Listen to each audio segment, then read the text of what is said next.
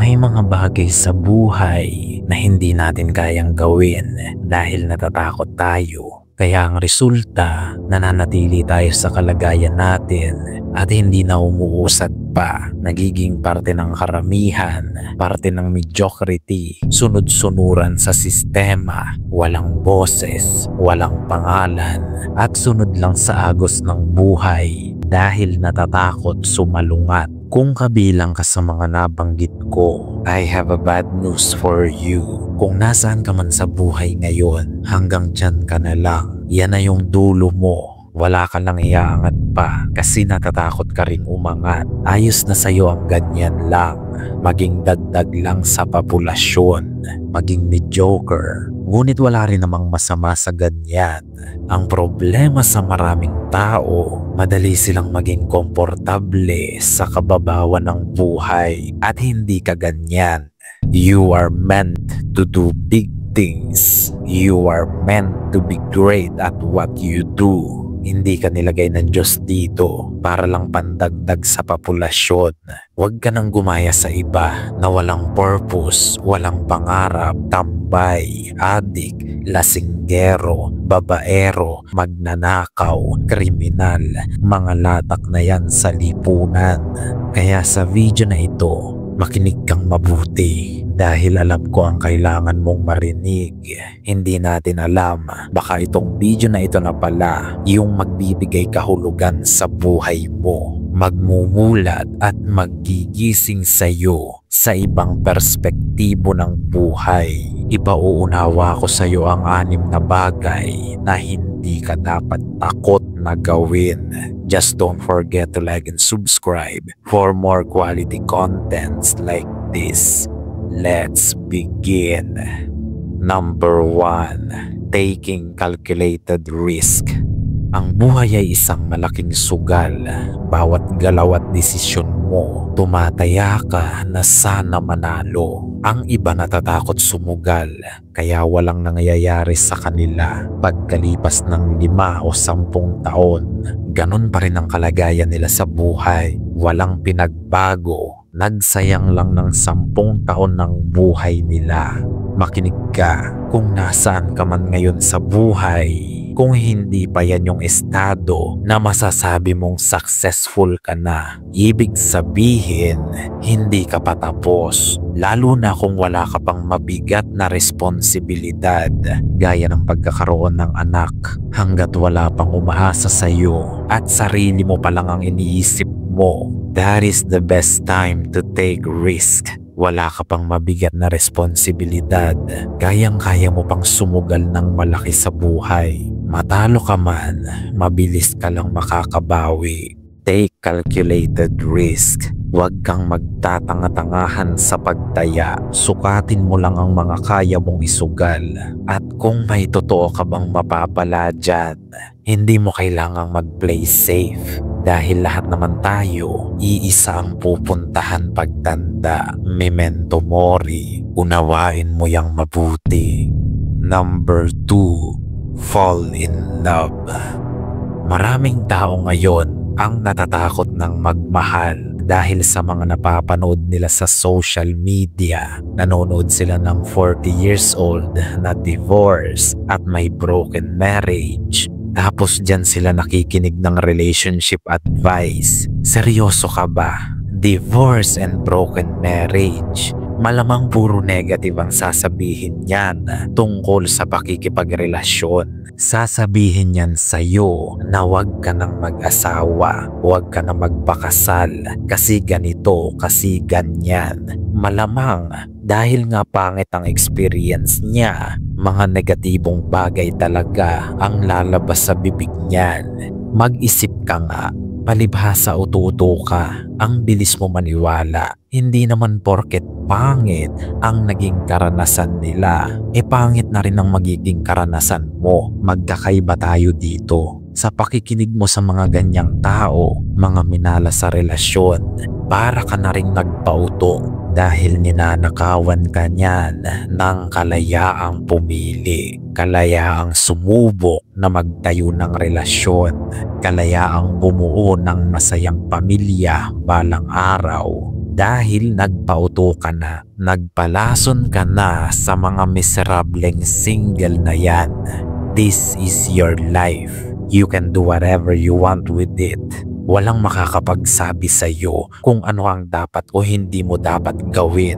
Fall in love, break your heart, experience everything in life. Dahil kapag ubos na ang oras mo dito sa mundo, wala ka ng take two. Do yourself and act on your own terms. Number 3, taking sacrifices. Maraming natatakot dito, ngunit kailangan mong maunawaan na anumang gawin o piliin mo sa araw-araw, may sinasakripisyo at may sinasakripisyo ka pa rin.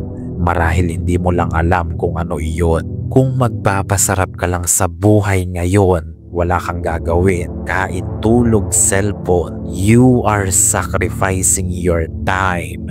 Kung mamumuhay ka ng sedentary lifestyle at kain lang ng kain, you are sacrificing your health. Magpakatamad ka at tumambay lang sa buhay, you are sacrificing your tomorrow. The point is, wala kang takas sa sakripisyo ng buhay, kaya piliin mo ang tamang sakripisyo. Isakripisyo mo na yung mga panandaliang sarap para sa habang buhay na stability. Isakripisyo mo na yung mga masasamang bisyo para sa mas maayos at magaan na pamumuhay. Ang problema sa mga tao, ayaw nilang magsakripisyo dahil masarap ang mamuhay ng walang kabuluhan. They love living a meaningless life. People are addicted to it. Kaya pansinin mo, ang buhay ng mga ganyang tao hindi nakaka-proud ikwento. Tumingin ka sa paligid mo, napakaraming tulog. Kayang-kaya mo silang lampasan sa buhay. Number 4, commitment. Maraming tao ang takot sa commitment dahil wala silang kakayahan na mag-establish ng solid na relasyon. Kasi ang problema, nasa sarili rin nila. Minsan sila yung toxic at sila yung problema. May problema sila sa pagkatao nila, kaya walang tumatagal na partner sa kanila. Minsan naman, sa kanila rin ang problema dahil hindi marunong kumilatis ng tao. Lantaran na ang mga red flags pero nagbubulag-bulagan. Tapos kapag niloko, isisisi dun sa tao. Gayong sila naman itong naging pabaya at hinayaang lokohin sila. Tapos matatakot sa commitment. Ang lala, hindi ba? Hindi ka naman dapat matakot sa commitment kung kilala mo ang sarili mo. Isipin mo na lang ito. Tumatanda ka at sa pagtanda mo, mahihirapan ka ng mag-build at mag-establish ng maayos na relationship. Ikakatuwiran ng iba na ayos lang tumanda ng mag-isa, pero nasasabi lang nila yan kasi wala pa sila doon, hindi pa nila yon nararanasan. Pagdating nila sa puntong yon ng buhay, saka lang nila marirealize na lintik pala ang hagupit ng lungkot. Gabi-gabi sa kanilang pagtulog, kakainin sila ng lungkot na dala ng realidad na mag-isa na lang sila sa mundong ito at walang may pakialam. Huwag ka na mag-feeling matigas. Maraming namamatay sa lungkot. Yung iba matagal nang patay, hindi pa lang naililibing. Number 5, starting again. Maraming tao ang takot ng magsimula pagkatapos nilang mabigo. Natatakot silang maulit muli yung masaklap na karanasan nila kung paano sila nalugmok sa buhay. Kaya yung iba na tumitigil at hindi na muling tumatayo pa, ayun, nagiging pangkaraniwan na lang, naging wasted potential na lang. Kapag ba tumigil ka, ayos na sa'yo ang ganyan lang. Yan na ba yung purpose mo? Yan na ba yung dahilan mo kung bakit ka nabubuhay? Yan na ba yung dahilan kung bakit ka nandito sa mundo? Maging bad example para sa mga taong nagpupursigi dahil panigurado walang maghahangad na maging kagaya mo. Isang wasted potential, isang failure, isang quitter. Wala ka naman ibang gagawin sa buhay kundi magpatuloy tapos titigil ka. Nakakapanghinayang ka naman. Number 6. Failing.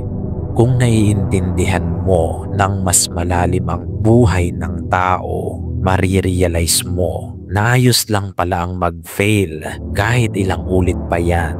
Dahil pagdating ng panahon, mawawala ka rin naman sa mundong ito. Papanaw ka rin kasama ang mga ginawa mo. Sa oras na lilisanin mo na ang mundong ito, marirealize mo na lahat ng naging kabiguan mo sa buhay ay hindi na mahalaga. Ang tanging mahalaga na lang ay ang isipin kung namuhay ka ba ng may kabuluhan. Tipong masasabi mo sa sarili mo na, tapos na ako dito, nagawa ko na ang lahat at wala akong pinagsisisihan. Kaya kung iisipin mo, walang valid na dahilan para matakot kang mabigo dahil hindi ka naman maiiwan dito habang buhay. Walang makakaalala ng kabiguan mo. Subukan mo lahat dahil maikli lang ang buhay natin dito. Gawin mo na lahat ng mga bagay na yan hanggat may oras ka pa. Gawin mo kung anong makakapagpasaya sa iyo para wala kang pagsisihan sa huli. At wag na wag kang makakalimot sa Diyos. Gayunpaman, marami nga ang makakapakinig, ngunit iilan lang ang makakaunawa hanggang sa muli nating pagkikita, mga tapat kong kawal.